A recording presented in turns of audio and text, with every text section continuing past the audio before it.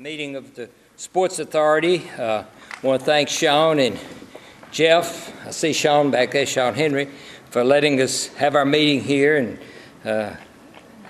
we always have a good meeting here, and it's at least we're in a nice, cool place this morning. Isn't that nice? As always, as we begin the meeting, I would like to point out that the appeals process for decisions made by the Sports Authority is listed on the top of the published agenda and also on the Sports Authority website. And before I take the first item on the agenda, I'd like to introduce the newest member of our body. We're glad to have you with us, Mr. Curry, and I hope you have an opportunity today to meet all of our members and get to know them.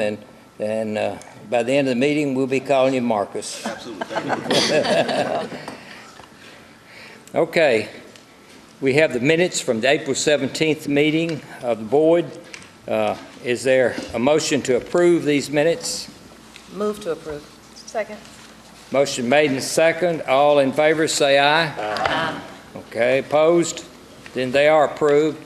Well, our staff continues to be very busy. Of course, you know, we've just gotten through with some real activity downtown, and they're involved in a lot of ways. And I just, again, want to commend Toby and Monica for the good job they're doing and how well they represent us in many, many things that they have to attend and many decisions they have to make when we're not meeting. And we appreciate both of them. And Toby, we'll have your report. Great, thank you. And I appreciate the board's willingness to work on the date change to accommodate the majority of our group today. So we typically have been meeting on Thursdays, and today we're meeting on Wednesday. So thank you all for that. I appreciate it very much. We had some issues with our copy machine yesterday. So we kind of adjusted the way your board packets are set up. So I'd like to point that out. In your board packets, obviously, are the agenda, the meeting minutes that you just approved, my report, and the resolution piece of the bond refinance, which is the piece you're actually voting on. All the other supporting documents are in these larger packets. We have about 5 of these packets.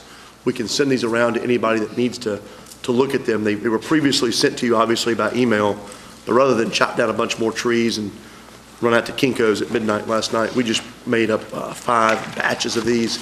So if anyone needs to look at those documents again, they're available. So very quickly, we're going to have today an update from Ron Gobble on the progress at the ballpark at First Tennessee Park. We're going to have Remick Moore speak to us about the ice hockey rink out in the Global Crossings Mall area. Sean Henry will provide a report from Bridgestone Arena. And then obviously our largest piece of today's agenda is the stadium refinancing package. The Titans are unavailable to come today. This is the time of year that the NFL has a number of meetings. They unfortunately are all pulled to different areas of the country right now. So they have provided a few bullet points that I've placed in my executive director's report to you. But basically, right now, there was a successful CMA Fan Fest. We'll get some additional numbers and updates on that at our next board meeting. But it was an outstanding Fan Fest, and it had the largest attendance over any other previous year. But contractors right now are installing the Wi-Fi at LP Field. They'll have that installed and completed before the first game of the season. Metro Water Services has been working with the team to assess the water quality at LP Field. And then the grounds crews are right now, after the CMA Fan Fest, if you were to go there today, you would see the grounds crews removing the field, and they'll be replacing the new sod. The first preseason game is August 9th. So I'm sure that when Walter and Don return to Nashville, they'll be updating us a little further on some of the progress at LP Field. But outside of CMA Fan Fest, the numbers and events really haven't changed at the field. And finally, I'd like to point out that last night the Metro budget was approved, so congratulations to Rich, wherever he is. He's probably, hopefully he's back there. So there he is, getting coffee. He needs it after a late night. But the board, our board, as you all know, was challenged to cut our budget by 3%, which was a very modest cut. It only amounted to $7,700. So we were able to cut that 3% out of our discretionary portion of the budget. The ultimate budget that the mayor proposed to the council only provided the Sports Authority with a $1,000 cut. So obviously a much less impactful number. We were able to cut that just kind of across the board out of those same cuts that you approved. We'll bring that final budget back to you now that the budget, that the council approved it last night. I'd just like to make sure you guys were updated on where we are, and just so you know, we're not gonna, there's no services, there's no work that we're gonna miss or anything as a result of that budget cut. So, Mr. Chairman, with that, one other quick thing, congratulations to Coach Temple. You're getting honored, is that right, in Sacramento, California? What award are you getting? The Legend Award. This is the first time that they presented it. The United States Track and Field.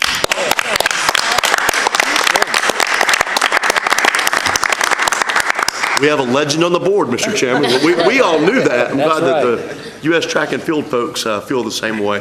Congratulations. We always, all of us feel that way when we walk in the room with Coach. It's an honor. And if you get here before he does, it's unusual. He's usually the first one to arrive. Anybody have any questions from our executive director? Some things will be answered as we move through our agenda, I'm sure you may have on your mind. Well, next on our agenda is the update on First Tennessee Park. I think the naming has taken place since we had our last meeting.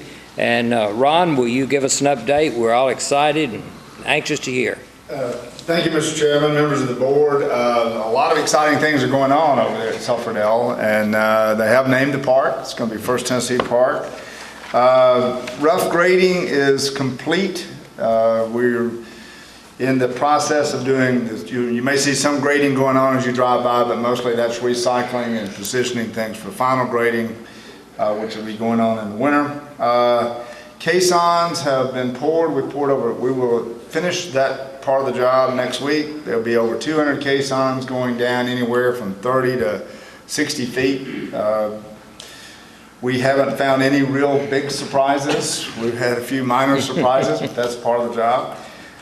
Plumbing contractor is on site and beginning to put in start installing plumbing that will be under slabs, and we are presently pouring the basement walls and the lower level part of the seating bowl. So that's getting started, and all that work is underway. Steel has been ordered and should show up on site in August. So driving by in August, you're going to start seeing things going vertical. Most of the work right now that you've seen is kind of down into the hole. I will remind everybody that there is a webcam that's on the Sports Authority's website, so I encourage all of you to go. It does still shots, and you can get it to do a little time lapse. It's pretty neat. Shows a lot of cranes running around. Again, since everything we've been doing is digging holes and filling them full of concrete, there's not a lot of above ground yet, but that's getting ready to change dramatically. On cost have been tracking as predicted. We've got a lot of packages that's going to be going out over the next couple of months, and we'll know a lot more about it at that time, but everything right now is in line with where we predicted. On the design side, as many of you are aware, this is part of an MDHA redevelopment area, and it was part of the land transfer with the state. They've got several votes on the review committee. We made the second presentation to them yesterday, and we got approval on everything yesterday. So that part of the design package is now finalized, and we'll have the final construction drawings as far as the overall look and all the details sometime in July. The sounds are going to furnish several upgrades that we're going to have to blend into these construction documents as part of the package. So everything is on track. It is a lot of work going on, and maybe in a couple of months we'll be able to give you a little tour out there. But that's my report. Any questions, anybody? I got one question. Yeah. Ron, I don't know if this question ought to be directed to you or to the Sounds, but I noticed that the name of the park is going to be First Tennessee Park.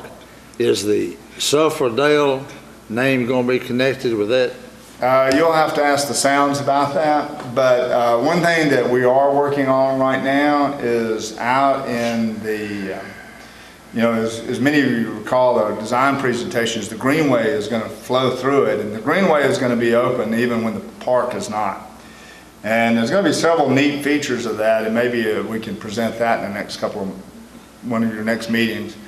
But you'll be able to go through there and sit and just overlook the park and look down in it on non-game days. But also as part of that is going to be a place that talks about the history of the site, going back to the Native Americans and all the way through, and certainly the baseball history.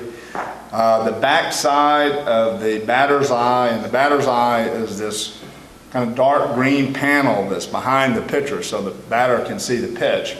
On the back side of that, centered on 4th Avenue, is talk of something that's going to use the Sulphurdale name very prominently, but that hasn't been finalized. Okay. Other question?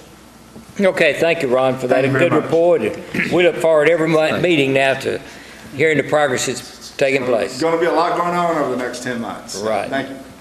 I think most of us drive by as close as we can get quite often and take a view to see what we can see that's happened over there. So, okay, the Mid-South Ford Dealers Ice Rink, as you know, this is our project that's really our other major project that's taking place, and they're right on schedule also, and Remick has been here several times, and this morning he's back with us to give us a updated report. Remick? Good morning.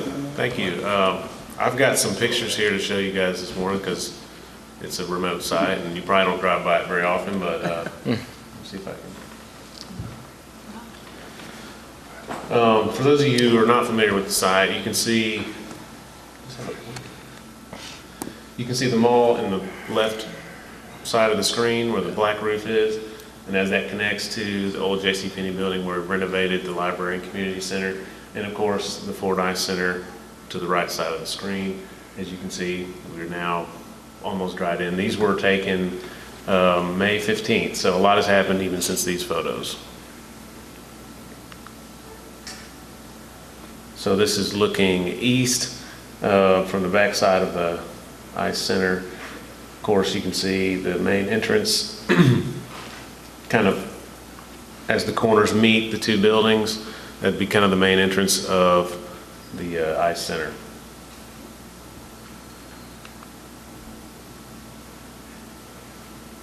And so here you can see sort of the back of house operations that has since been dried in, working on those end panels have been filled in, the walls have been tightened up, so we're moving very fast on this project right now to hit our deadlines. So this was the June 11th pour on the south rink. We poured both rinks. And this is a good picture. It kind of shows the main refrigeration head ends right there that will actually produce the ice. And then you can see the web of concrete and the coolant lines are under that. So I thought it was a pretty telling photograph. And then this is the south rink from the inside. Finishing the concrete. And so we've had these slabs surveyed. We've had the north slab surveyed. It is very flat, very level, and is within all the tolerances that are required. So that's all good news. We're going to have the south rink surveyed, and we expect to see good numbers on that one as well.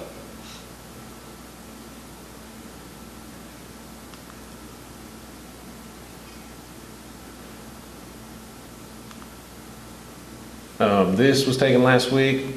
This is kind of showing the front entrance that would be facing the park. I know there's a bunch of trucks and whatnot, but we're getting dried in, closing up the building, and moving really fast for our August 1 substantial completion. And we feel very good about that at this point. This would be Danny's new office and some admin areas. This is in the main corridor leading up to the mezzanine. It would look over either the north or south rink. Also under that would be all of the team locker rooms, refs locker room, figure skating locker room, and such. And so that's just a brief picture tour, and of course we'd be happy to have you guys on site for a physical tour as well. Toby tells us he's going to arrange that when the time's right? Any questions? Just a brief question. So will the land out front of the facility, will that be converted into parking there once it's complete? No, let me go back. I can show you this. I'm sorry, I should have explained that. So the land that is in front of the ice rink and also in front of the community center, that's going to be a 3-acre park. So it's going to be green space, walking track, children's playground, some fitness equipment.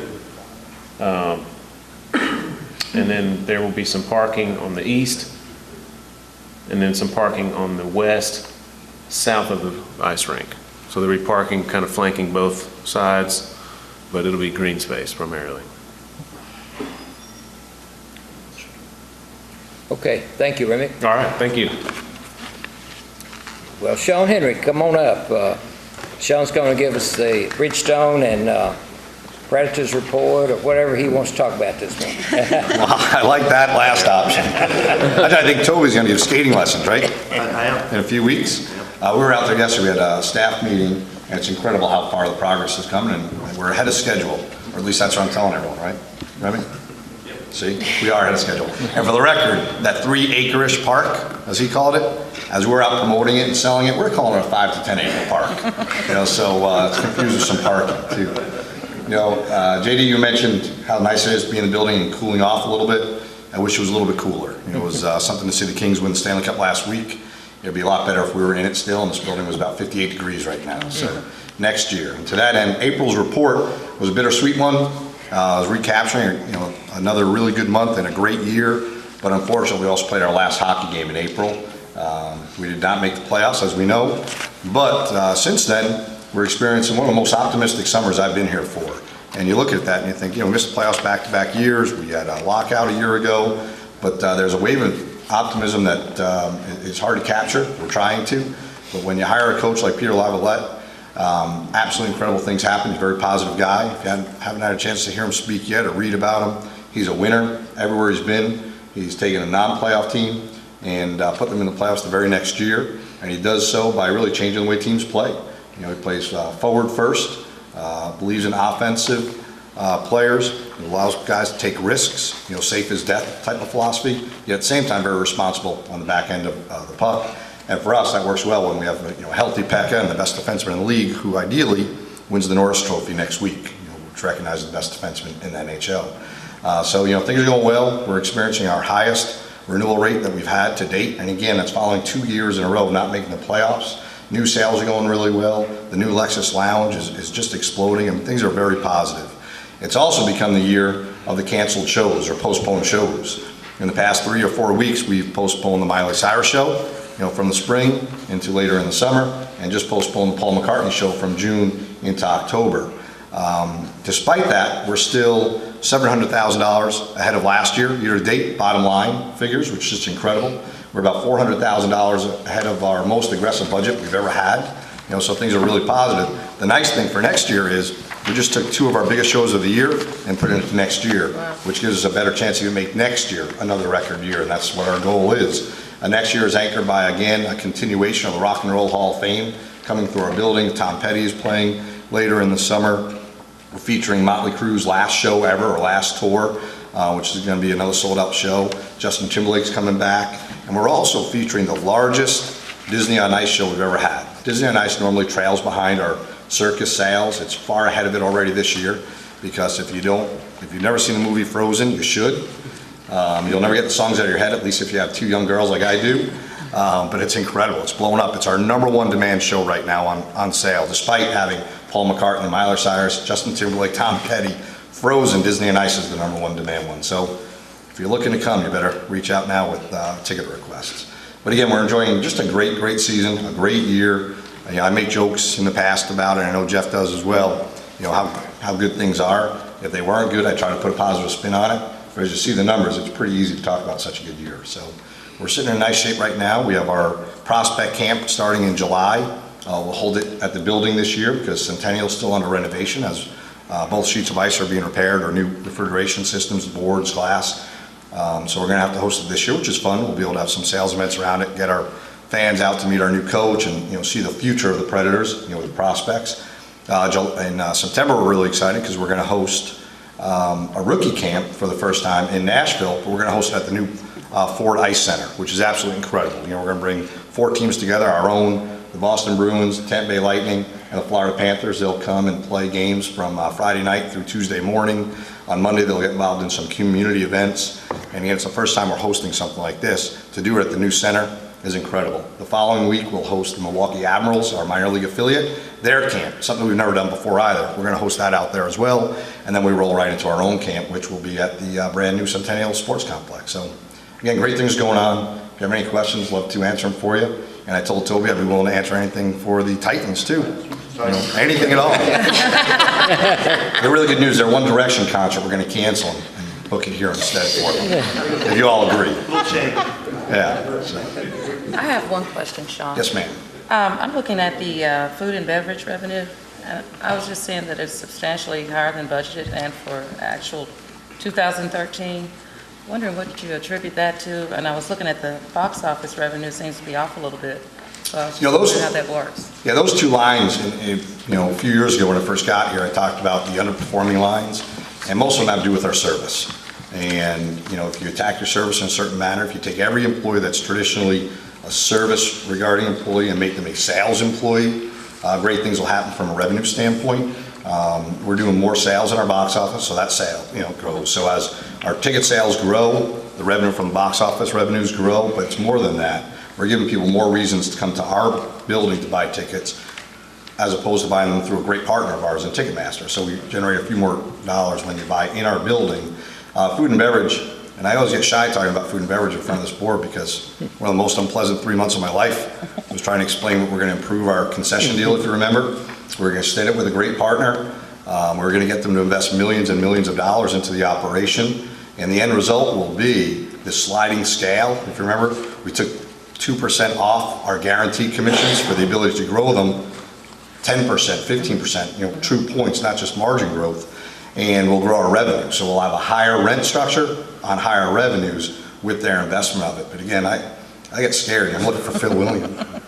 He's not here. But remember, we were dragging over the coals pretty hard for that. I appreciate your support. If it wasn't for, this board, moving forward and voting for that contract, we would enjoy what these numbers are right now. And those are the 2 driving forces. But better than that, it changes the guest experience. The better the guest experience is, the more often someone's going to come out and just continues that wheel flowing.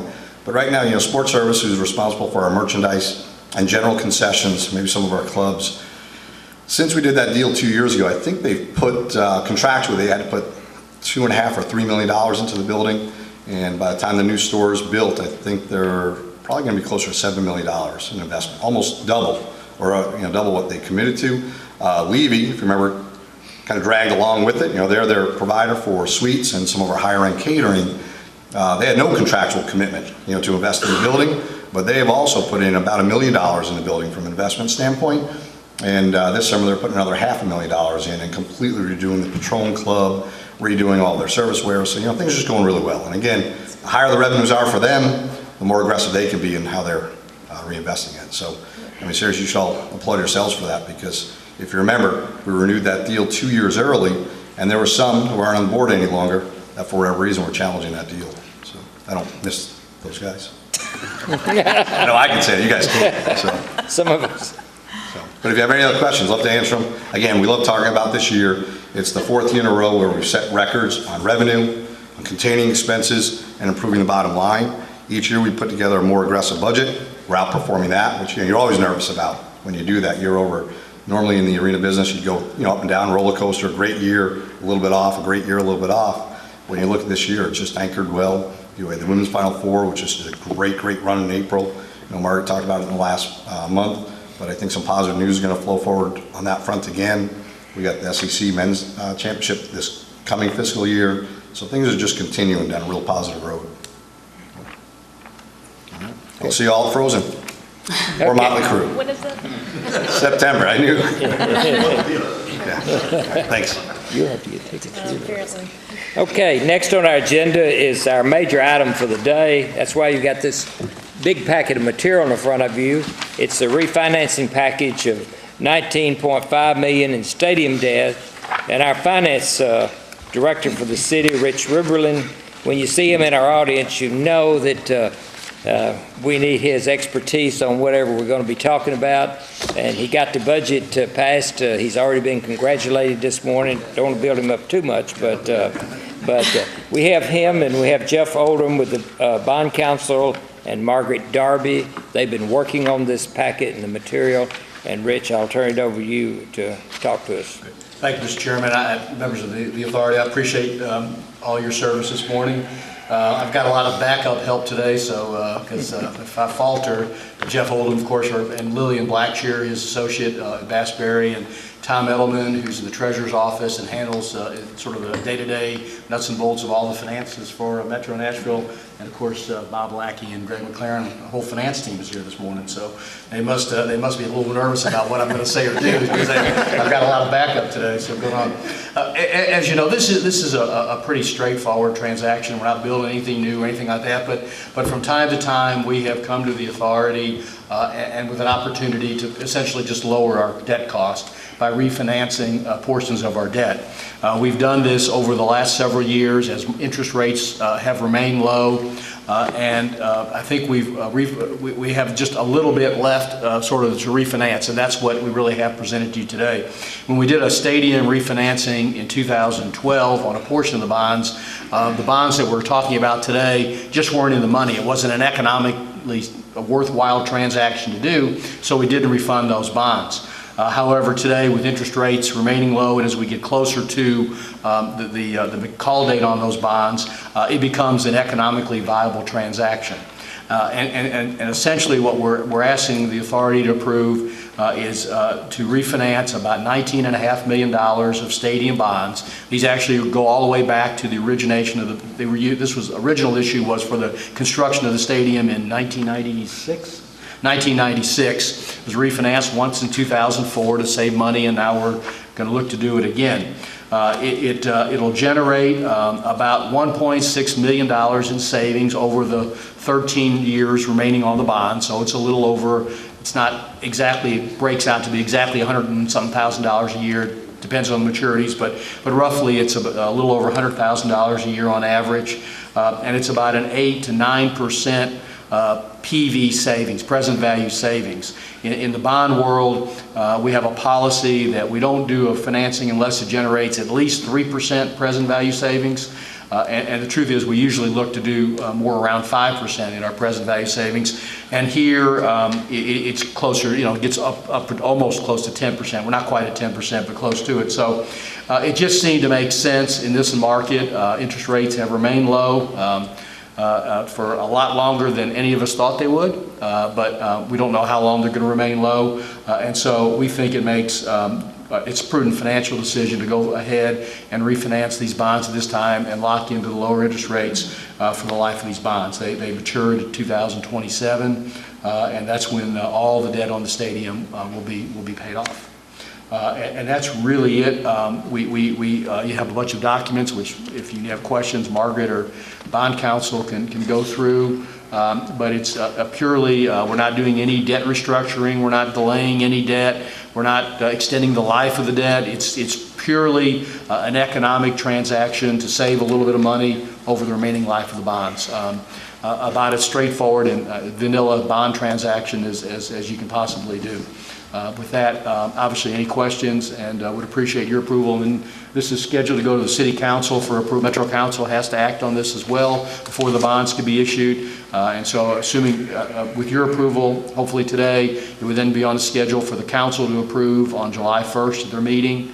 And then we would schedule the bond sale and the closing sometime later that month. So that's when Mr. Elliott and Ms. Bender had to come out and sign a bunch of documents and give their hand more out from all that. But obviously, any questions you may have, happy to answer it. We appreciate it. Taxable, tax exempt? This is tax exempt. This is tax exempt. Yeah. And the $100,000 approximate 100,000 annual. Is that net of expenses? Yes, that's net of all things, at all costs. It's a $1.6 million present value savings over the remaining life. Some years it's $200,000, and some years it's like $70,000 because of the way the debt's structured. But in total, it's a $1.6 million saving, present value savings. Thank you. Margaret, do you have any comments? My only comment is that I have reviewed all of the documents that are before you. What you're being asked to do today is to authorize the resolution and the form of the stack of documents that are in front of you, not to actually authorize the signing of those today. Those will be signed at the closing, which actually will probably be more like August. It's August. I'm optimistic. I like to do things faster. Okay, any questions, members? I move approval of the resolution. Second. Further discussion? Being none, all in favor of the resolution say aye. Aye. Opposed? Then it is approved. As always, Thank you, Rich. Appreciate it. And this may be the last time I have to, well, I'll come back on baseball stuff. That's right. And all your backup support out there, we appreciate them coming along to hold you up. Well, they heard there was coffee and maybe a bagel, so that might have something to do with this large attendance this morning. Thank you. Okay, thank you. Excuse me? Motley Crue or Frozen? Probably Tom Petty. Okay. Or the Predators, I might say. Well, we've gone through our agenda, and our next meeting is July the 17th. And I would entertain a motion to adjourn. Second? Second. All in favor, say aye. Aye. I started to say all, we opposed, just for fun of it. Thank you for coming this morning.